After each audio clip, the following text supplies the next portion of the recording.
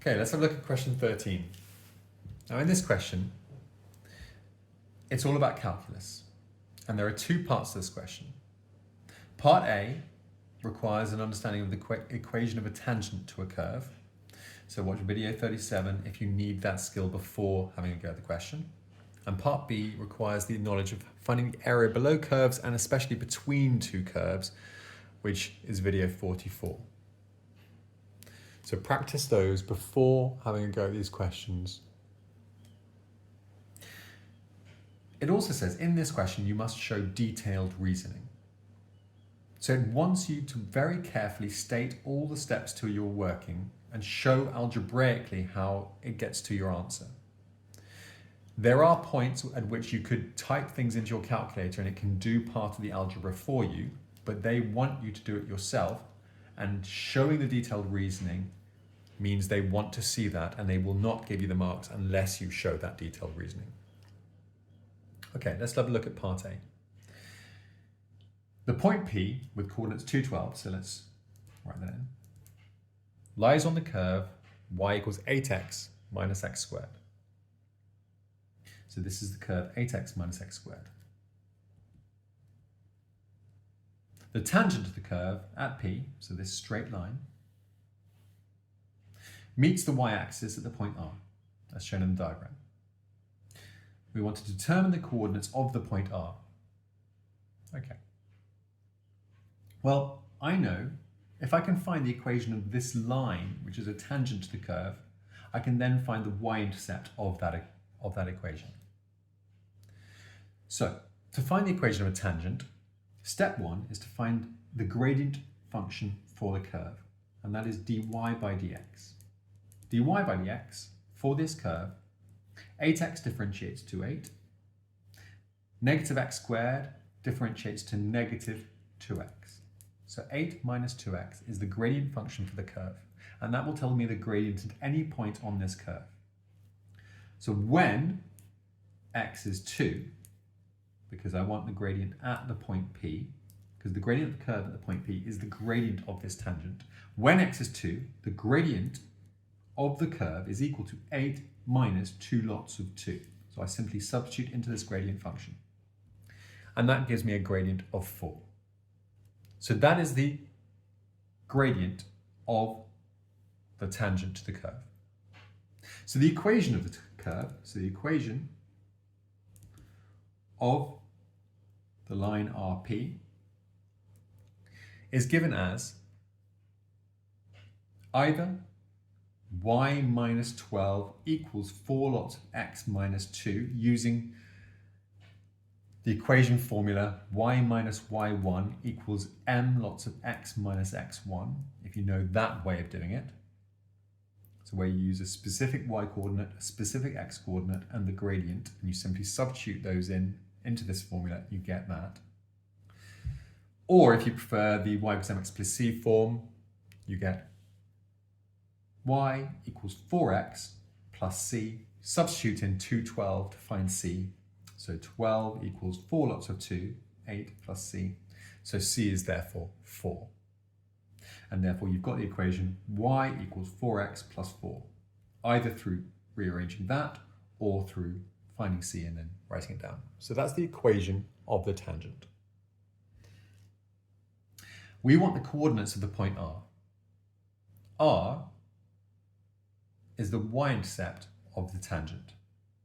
Okay, well, if we've got it in this format, we have the y-intercept right here. So R has the coordinates 0, 4. And that's part A done. Okay, let's have a look at part B.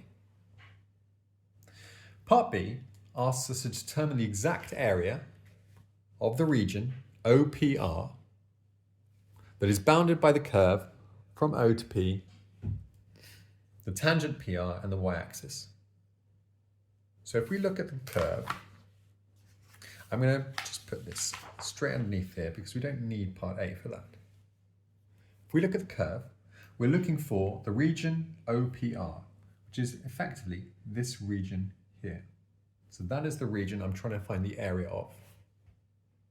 And there are different ways of finding that region. One way is to find the area of this trapezium O, and let's call this maybe Q, ORPQ. So trapezium ORPQ has an area, well, this is 4, this is 12, and the distance there is 2. So the area of a trapezium is half the sum of the parallel sides, so half the sum of 4 and 12, multiplied by the distance between them, so multiplied by 2, which is 16 units squared. And then if we subtract the area under the curve y equals 8x minus x squared between 0 and 2, so this red region here, so the red area is equivalent to the integral between 0 and 2, because those are the two limits, 0 there and q has an x coordinate of 2, of the function 8x minus x squared with respect to x. So we need to show detailed reasoning. So we need to not just type this into our calculator, which we could do. We need to actually do the algebraic part of this. So we need to integrate 8x, and that gives me 4x squared. We need to integrate negative x squared, which gives me negative 1/3 of x cubed. 0 and 2 are my limits. So now I substitute in 2. So I get 2 squared multiplied by 4, so 4 lots of 2 squared, minus 1/3 of 2 cubed. And then I substitute in 0. So I get 4 lots of 0 squared, minus 1/3 of 0 cubed. So that would give me, in total, now I can type that into my calculator, that would give me an area of 40 thirds.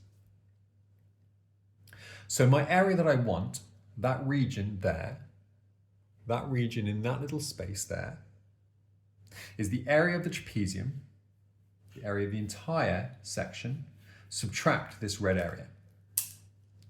So area wanted is 16 minus 40 thirds, which is 8 thirds units squared. That's one way of doing this question. My preferred way, to be honest, is using integration throughout and not finding the area of a block. It's just finding the area between two functions, is finding the integral between those two functions of them subtracted from each other.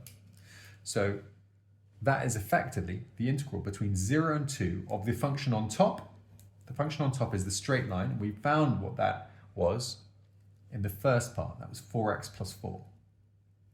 Y equals 4x plus 4 was the equation of the tangent.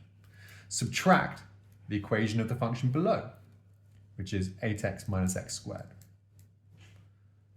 with respect to x.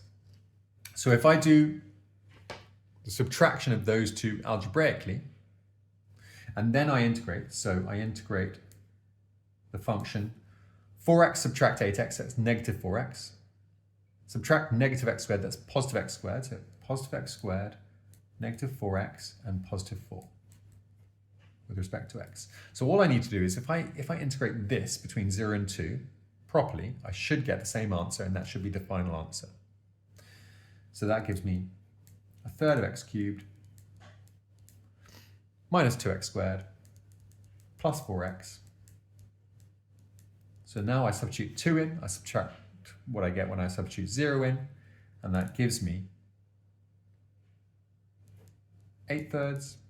So 2 into there minus 2, 4, 8. Plus 4 lots of 2, so plus 8. And then subtract, when I substitute 0 in, I get 0.